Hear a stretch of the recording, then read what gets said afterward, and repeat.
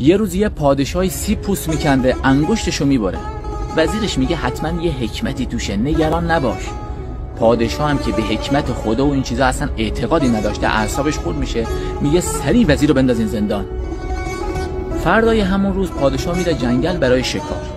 اونجا هم یه عده‌ای بت پرست بودن که همون روز باید یه انسان غریبه رو برای خدایانشون قربانی میکردن.